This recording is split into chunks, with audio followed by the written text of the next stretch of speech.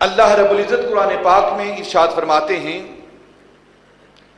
انعم اللہ علیہم من النبیین والصدیقین والشہداء والصالحین وحسن اولئک رفیقا۔ جن لوگوں پر اللہ رب العزت کا انعام ہوا ہے وہ لوگ کون ہیں؟ وہ افراد، وہ جماعتیں کون سی ہیں جن پر اللہ رب العزت نے انعام کیا ہے؟ قرآن پاک اس کا اظہار کر رہا ہے کہ جن لوگوں پر، جن افراد پر، جس جماعت پر اللہ رب العزت نے اپنا انعام کیا ہے، ان انعام یافتہ جماعتوں میں سب سے پہلی جماعت وہ جماعت انبیاء ہے۔ انعم اللہ علیہم من النبیین، وہ انبیاء ہیں، وہ رسل ہیں، وہ نبی ہیں، وہ انبیاء کا گروہ اور انبیاء کی جماعت ہیں جس پر اللہ رب العزت نے انعام کیا ہے۔ اور دوسرا گروہ، دوسری جماعت جن پر اللہ رب العزت نے انعام فرمایا ہے وہ ہے صدیقین کی جماعت، والصدیقین۔ تیسری جماعت، تیسرا گروہ جس پر اللہ رب العزت نے انعام فرمایا وہ ہے شہداء کی جماعت۔ اور چوتھی جماعت، چوتھا گروہ جس پر اللہ رب العزت نے اپنا فضل اور اپنا انعام کیا ہے وہ ہے صالحین کی جماعت، نیک متقی لوگوں کی جماعت، اولیاء اللہ کی جماعت، جن پر اللہ رب العزت نے انعام فرمایا ہے۔ انبیاء کے بعد جس جماعت پر اللہ رب العزت نے انعام فرمایا ہے وہ جماعت ہے صدیقین کی۔ صدیقین اور انبیاء کے درمیان کوئی دوسرا مرتبہ، کوئی دوسری شان، کوئی دوسری جماعت نہیں ہے۔ انبیاء کے بعد اگر جماعت ہے، انبیاء کے بعد اگر مرتبہ اور مقام ہے تو وہ صدیقین کا ہے۔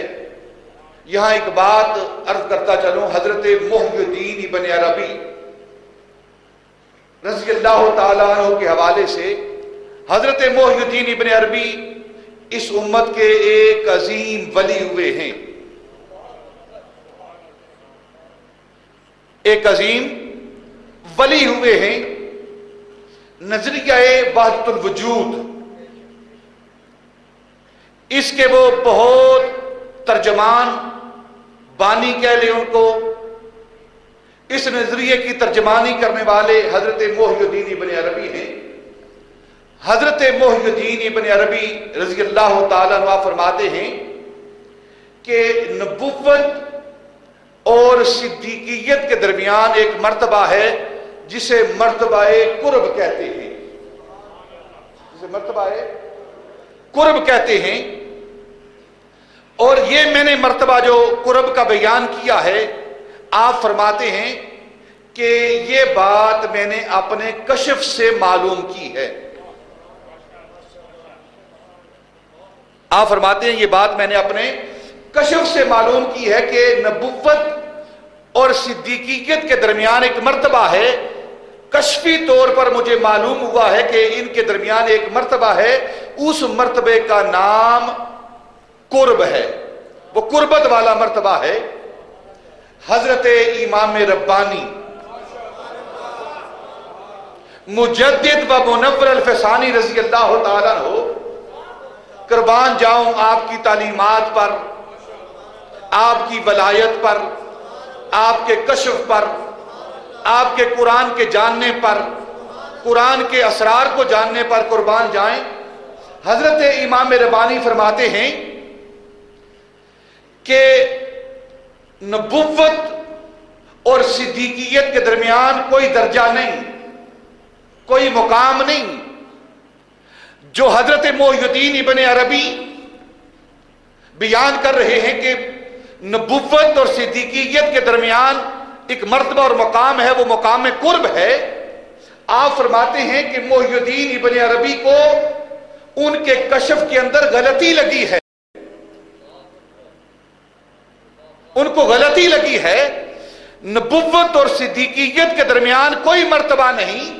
اگر نبوت اور صدیقیت کے درمیان کوئی مرتبہ ہوتا تو قرآن بیان کرتا۔ ہمارا جو نظریہ ہے، حضرت امام ربانی فرماتے ہیں، ہم اپنے نظریے کو، اپنے نظریے کی بنیاد کشف نہیں رکھتے، ہم اپنے عقیدے کی بنیاد اپنا کشف نہیں رکھتے۔ آپ فرماتے ہیں ہمارے عقیدے کی بنیاد، ہمارے نظریے کی بنیاد وہ قرآن ہے، کشف نہیں۔ یہی وجہ ہے کہ حضرت امام ربانی رضی اللہ تعالیٰ عنہ کے مکتوبات کا مطالعہ کیجئے، آپ فرماتے ہیں باقی اولیاء اور ہمارے کشف میں فرق یہ ہے کہ باقی اولیاء کو جب کشف ہوتا ہے تو کیا کرتے ہیں کہ وہ قرآن کو کھینچ کر اپنے کشف کے پاس لاتے ہیں،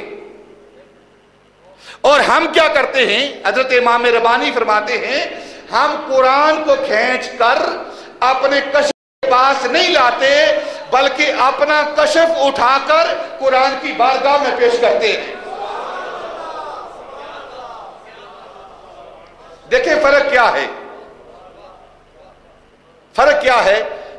تعلیمات مجددیہ، حضرت امام ربانی رضی اللہ تعالیٰ عنہ کا نظریہ، آپ کی تعلیمات، یہی وجہ ہے کہ حضرت امام ربانی رضی اللہ تعالیٰ عنہ کی ذات وہ ذات ہے کہ ہر ولی کے بارے میں، ہر صاحب کشف کے بارے میں کسی نے ان کا اقرار کیا ہے، کسی نے اقرار کیا ہے، لیکن آپ کی ذات وہ ذات ہے، آپ کو اپنے بھی مانتے ہیں اور بیگانے بھی مانتے ہیں۔ آپ فرماتے ہیں کہ ہم جو کشف ہوتا ہے ہمیں، وہ کشف قرآن کی بارگاہ میں پیش کرتے ہیں، قرآن کی خدمت میں جا کر پیش کرتے ہیں۔ قرآن اگر ہمارے کشف کو قبول کر لے، ہمارا کشف قرآن کے مطابق ہو تو ہم اسے قبول کر لیتے ہیں، اپنے پاس رکھ لیتے ہیں۔ اگر قرآن ہمارے کشف کر دے تو قرآن اگر پھینک دے تو ہم بھی پھینک دیتے ہیں۔ ہم ترجیح قرآن کو دیتے ہیں، اپنے کشف کو ترجیح نہیں دیتے، اور یہی نظریہ ہونا چاہیے۔ اور ایک بات یہاں اور کر دوں، یہاں یہ فتنے کا دور ہے، پہلے میں نے یہ بات دہرائی تھی، پھر دہرا دیتا ہوں۔ آج کے دور میں کچھ لوگ احادیث کو کھینچ کر، نبی پاک صلی اللہ علیہ وسلم کے ارشادات کو، آپ کی احادیث کو کھینچ کر اپنے مسلک کے پاس لاتے ہیں، احادیث کو کھینچ کر وہ اپنے عقیدے کے مطابق لاتے ہیں۔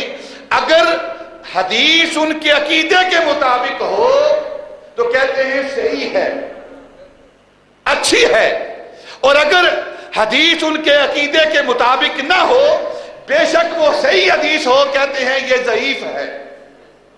لیکن اہل سنت کا معاملہ کیا ہے؟ ہم اپنا عقیدہ، اپنا نظریہ فرمان رسالت کے سامنے رکھتے ہیں۔ اگر فرمان رسالت حدیث نبوی ہمارے عقیدے کی تائید کر دے تو ہم عقیدہ رکھ لیتے ہیں، ورنہ چھوڑ دیتے ہیں۔ یہ اہل سنت کی حقانیت ہے۔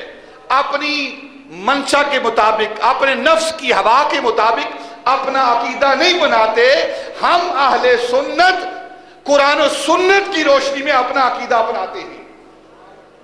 تو حضرت امام ربانی رضی اللہ تعالیٰ فرماتے ہیں کہ ان دونوں کے درمیان کوئی مرتبہ نہیں۔ محی الدین ابن عربی کو کشف کے اندر غلطی لگی ہے، اور اللہ کی ذات وہ ذات ہے جو غلطی سے پاک ہے۔ اگر اس کے درمیان کوئی مرتبہ ہوتا تو اللہ رب العزت بیان کرتا۔ اللہ رب العزت نے یہی بیان کیا ہے، انعم اللہ علیہم من النبیین والصدیقین۔ نبوت کے بعد اللہ نے جو بیان کیا ہے وہ مرتبہ صدیقیت بیان کیا ہے، وہ قرب کا کوئی مرتبہ اللہ نے بیان ہی نہیں کیا۔ محی الدین ابن عربی کو غلطی لگ سکتی ہے، لیکن اللہ رب العزت کی ذات غلطی سے پاک ہے۔ سمجھ آئی بات کی کہ نہیں آئی؟